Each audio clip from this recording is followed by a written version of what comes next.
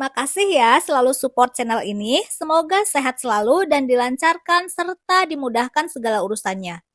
Step 1, wake up early, gonna rise with the sun.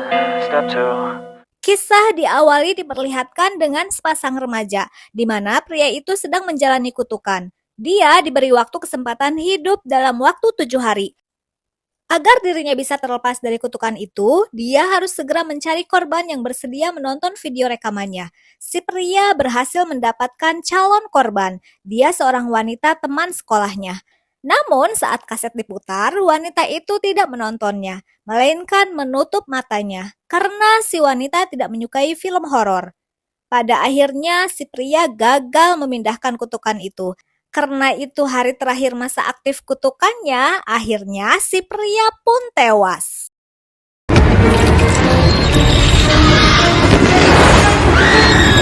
Film dibuka dengan diperlihatkan seorang ibu dan anak. Masih tokoh yang sama di dering satu ya, Rahel dan Aidan. Terlihat mereka sedang siap-siap sarapan pagi. Scene berpindah. Sesampai di tempat kerja, rekan kerja Rahel sedang sibuk membicarakan berita tentang temuan mayat yang diduga korban pembunuhan. Seorang pria berumur 17 tahun, siswa SMA. Pria itu mati di depan TV dengan wajah terlihat mengerikan. Saat kejadian, beruntung teman wanitanya berhasil selamat dengan bersembunyi di ruang bawah tanah. Belum diketahui siapa pelakunya. Mendengar hal itu, Rahel segera meluncur ke TKP. Di sana, Rahel melihat wanita temannya si korban di balik kaca mobil. Rahel menyelinap masuk ke mobil jenazah untuk memastikan melihat wajah si korban. Benar saja, si korban tewas dengan tidak wajar. Saat Rahel menutup kembali kantong jenazahnya, tiba-tiba Rahel dikejutkan oleh sosok wanita yang mencengkram tangannya. Rahel teringat kejadian dulu akan kembali terulang lagi. Rahel segera menuju ke kantor polisi untuk menemui wanita teman si korban pembunuhan. Namun di sana polisi tidak mengizinkan untuk menemuinya karena wanita itu masih syok.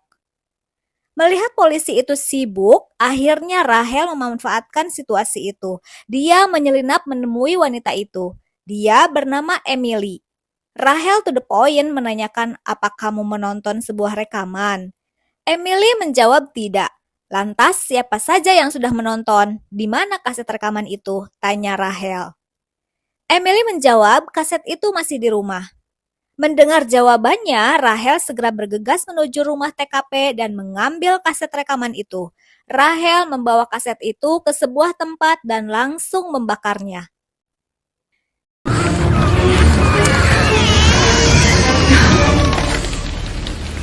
Di keesokan pagi, Aidan memimpikan kehadiran sosok Samara yang muncul dari layar TV, mencoba membawa Aidan masuk ke dalamnya. Aidan terbangun ketakutan berteriak-teriak memanggil Rahel ibunya. Kasur dan pakaiannya basah dipenuhi keringat. Mungkin Aidan kalap harus ketemu kembali dengan sosok Samara si gadis kecil. Scene berpindah. Sepulang menjemput Aidan dari sekolah, Rahel membawa Aidan ke tempat hiburan. Dia membawa Aidan ke sebuah tempat seperti pasar malam. Di sana Aidan berkeliling melihat-lihat sambil berfoto. Tak lama Aidan pergi ke toilet. Saat Aidan mencoba memfoto cermin di toilet, terlihat di belakang muncul sosok Samara. Melihat itu, Aidan terkejut dan sangat ketakutan. Beruntung Rahel datang. Rahel mengira Aidan sakit karena badannya terasa dingin sekali. Rahel segera membawa Aidan pulang. Saat di perjalanan, mereka dikejutkan oleh seekor rusa yang akan menyeberangi jalan. Rachel! Namun, seketika Aidan terlihat panik. Spontan, Aidan menyuruh Rahel untuk tidak berhenti. Beberapa detik kemudian, kawanan rusa mulai menyerang mobil yang mereka tumpangi. Kaca mobil Rahel hancur di seruduk kawanan rusa.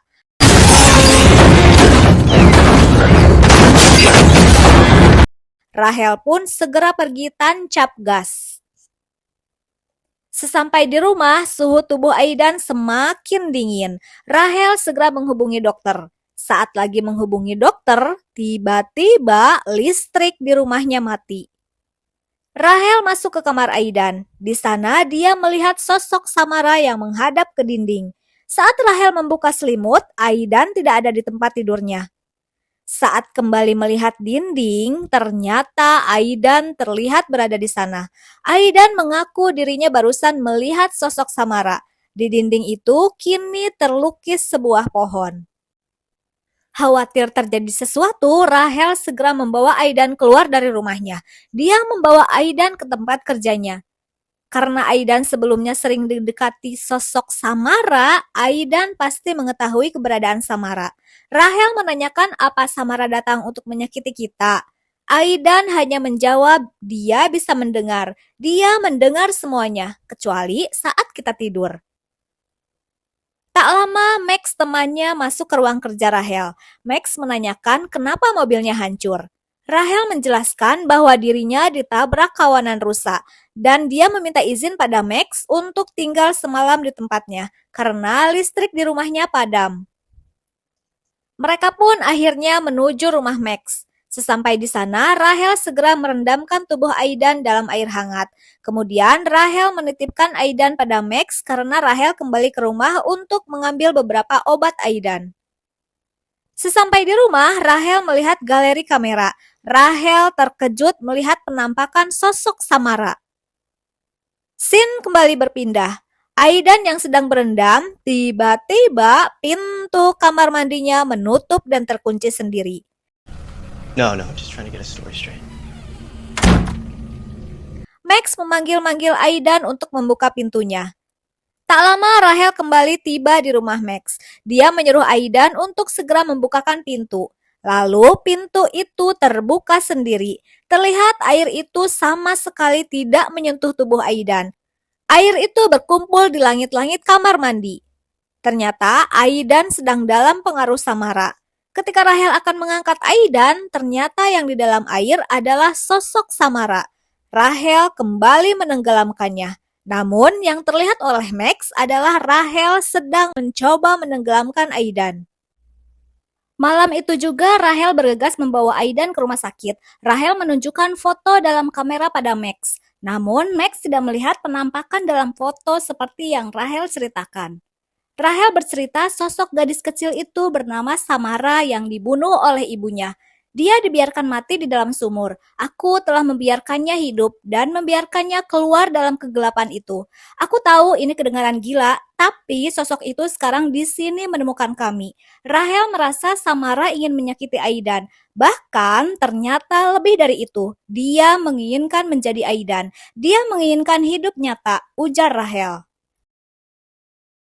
Aidan yang saat itu dirasuki sosok Samara mencengkram kuat tangan Rahel. Kemudian Rahel ditunjukkan dengan beberapa kejadian yang menyangkut sosok Samara.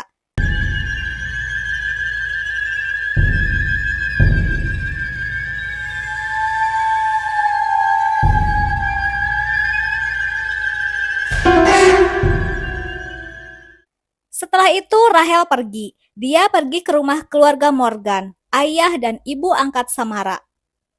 Sesampai di sana, rumah itu terlihat kosong. Saat hendak masuk, Rahel dikejutkan oleh seorang pria. Dia dari agen properti yang sedang mempromosikan rumah tersebut.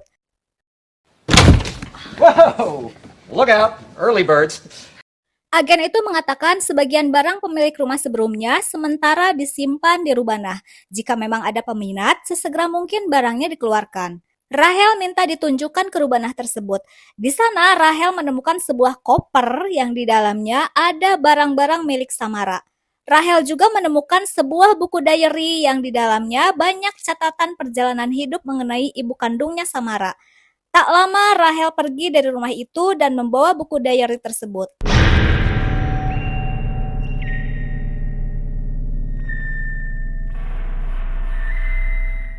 Di scene lain, Aidan terbangun di rumah sakit. Dia menanyakan keberadaan ibunya. Dokter menjawab kalau dia sedang dalam perjalanan. Aidan mengatakan kalau dirinya ingin segera pulang bertemu ibunya. Namun, dokter belum mengizinkan karena kondisi Aidan belum stabil. Masih harus mendapatkan perawatan.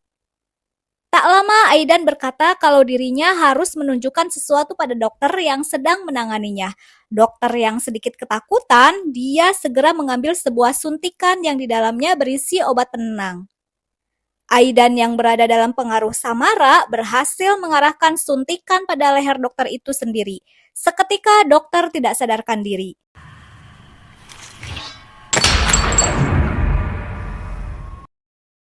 Aidan pun segera pergi meninggalkan rumah sakit. Di scene berbeda, Rahel mengunjungi tempat di mana Samara diadopsi. Di sana, Rahel bertemu dengan salah seorang pengurus yayasan. Wanita itu bernama Rose.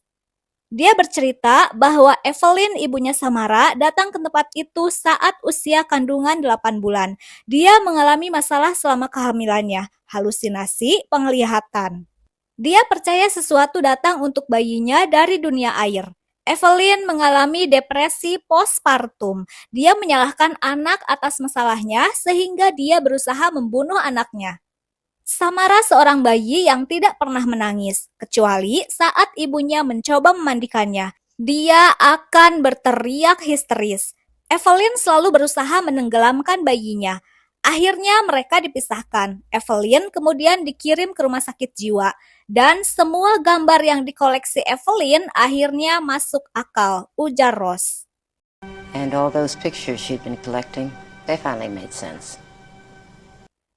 Kemudian Rahel pergi menuju rumah sakit jiwa di mana Evelyn dirawat. Di sana dia bertemu Evelyn. Rahel menanyakan pada Evelyn tentang sosok Samara anaknya. Saat Rahel bertanya kenapa berusaha membunuh bayinya, Evelyn menjawab, "Karena bayiku memintaku untuk melakukannya, sama seperti anakmu yang memintamu untuk melakukannya, dan kamu harus melakukannya." Evelyn mengingatkan Rahel untuk mengirimnya kembali. Itu kesalahanmu. Kamu telah membiarkannya yang mati masuk. Rahel tidak sepenuhnya paham apa yang dijelaskan Rose kepadanya. Be a good mother.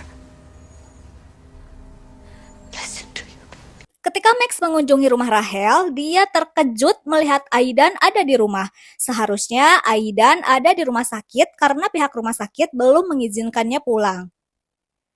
Malam itu, Max merasa ada yang aneh pada diri Aidan. Saat Max akan mengambil gambar Aidan, dia tidak mengizinkan. Aidan mengalihkannya dengan bercerita tentang Rahel. Max sengaja menaruh kamera di meja dalam kondisi sedang merekam percakapan mereka. Namun ternyata Aidan mengetahui Max diam-diam mencoba merekamnya. Tak lama Rahel tiba di rumahnya. Dia melihat jaket milik Max. Kemudian Rahel dikejutkan oleh Aidan. Doing here? I thought you were at the hospital. No, I'm here, Mommy. Rahel heran, sebelumnya Aidan tidak pernah memanggil dirinya Mom. Dia terbiasa memanggil dirinya Rahel. Rahel berpikir ada yang tidak beres, seharusnya Aidan berada di rumah sakit. Rahel menanyakan apa Max ada di sini. Aidan menjawab kalau Max sudah pergi. Saat Rahel akan kembali mengambil sesuatu di mobil, Aidan kembali menunjukkan sikap aneh. Untuk kedua kalinya, Aidan memanggil ibunya dengan sebutan Mami. Rahel menjadi semakin curiga.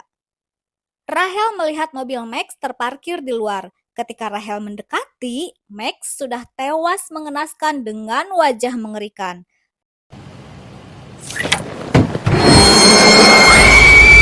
Rahel bergegas kembali masuk ke rumahnya. Dalam tidurnya, Rahel memimpikan Aidan. Dalam mimpinya, Aidan berpesan, "Bawa aku ke tempat yang dia takuti. Bawa aku dan bunuh aku. Dia tidak akan tinggal jika dia tahu kau akan membunuhku. Hanya itu caranya." Tentu saja Rahel tidak bisa melakukannya. Namun, Aidan menjelaskan kalau begitu dia akan tetap tinggal bersamaku, ujar Aidan dalam mimpi. Lalu Rahel terbangun karena dikejutkan oleh suara pintu. Rahel yang terbangun teringat mimpi yang disampaikan Aidan dan ucapan Evelyn pada saat itu untuk melepaskan Samara dari tubuh Aidan. Dia harus ditenggelamkan di dalam air. Kemudian Rahel mengisi bathtub dengan air dan memasukkan Aidan ke dalamnya. Dia menenggelamkan Aidan. Tiba-tiba air itu berubah menjadi hitam dan muncullah sosok Samara dari dalam air lalu pergi menghilang. Rahel segera mengangkat tubuh Aidan dalam bathtub, lalu menyadarkannya. Tak lama kemudian, sosok Samara kembali muncul dalam TV. Rahel mendekati sosok Samara, berharap sosok Samara membawanya. Rahel akhirnya berhasil dibawa Samara ke dimensinya. Saat tersadar, dia sudah berada dalam sumur tua itu.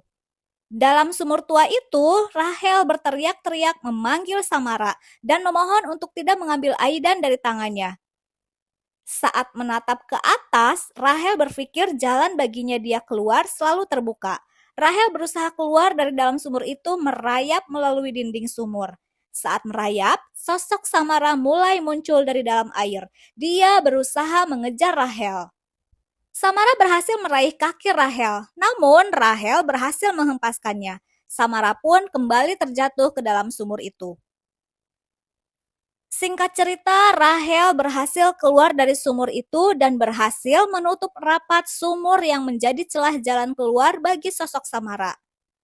Akhirnya Rahel dan Aidan kini terlepas dari teror sosok Samara yang tiada henti mengikutinya.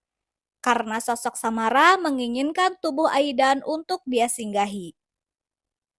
Akhirnya kisah perjalanan sosok Samara harus terhenti cukup sampai di sini. Next, kita lanjut di alur cerita Rings. Thanks for watching, Bambang.